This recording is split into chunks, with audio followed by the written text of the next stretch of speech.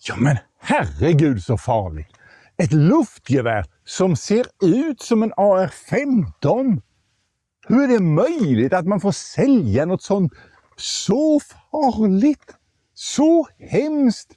Inte konstigt att polisen blir alldeles virriga och kommer hit och gör husrannsakan. Men herregud vilken storm i ett vattenglas det har varit de här dagarna. Det är helt fruktansvärt skrattretande. Och för mig som amerikan, som har varit med i en amerikansk presidentkampanj, så är det chockerande att se hur partiet Liberalerna beter sig i en krissituation. Vi gör på ett helt annat sätt i USA. Där viker man inte sig. Och det gör inte jag heller. Och du kan undra vad jag har på mig här. Är det någon sorts FN-möss eller vad är det? Nej då.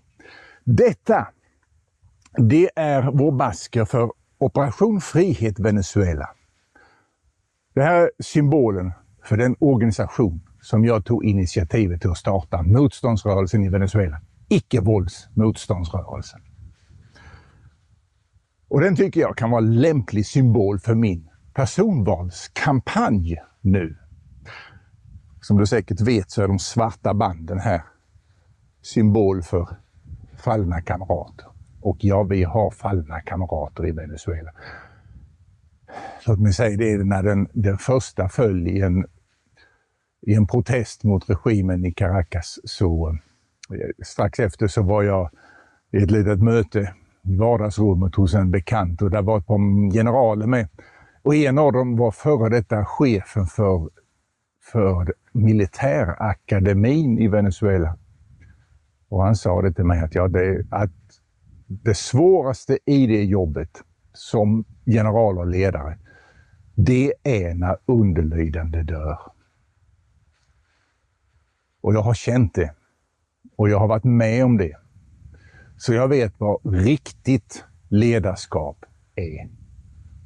Och det är inte att sitta i ett kontor och leda ett parti. Det är inte riktigt ledarskap.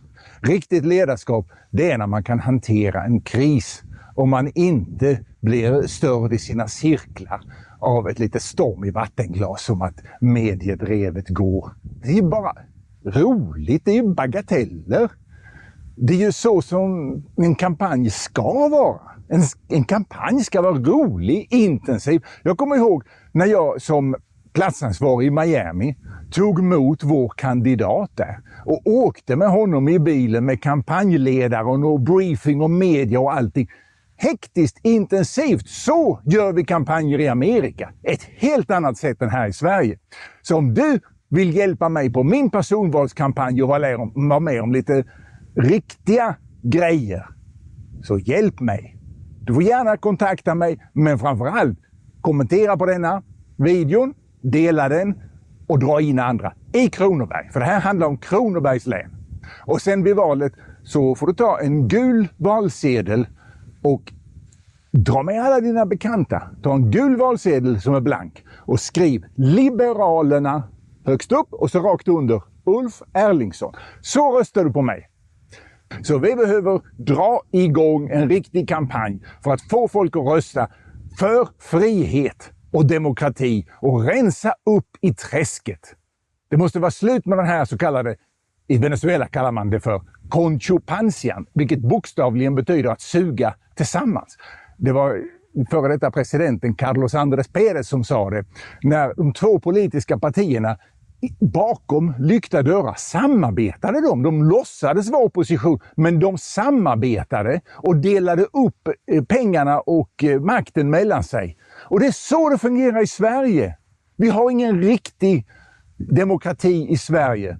För partierna kontrollerar allt. Det är därför som de ville ta bort mig från listan, som de bad mig att avsäga mig uppdraget på listan som kandidat. Självmant, men det tänker jag inte göra. För jag spelar inte enligt deras korrupta regler.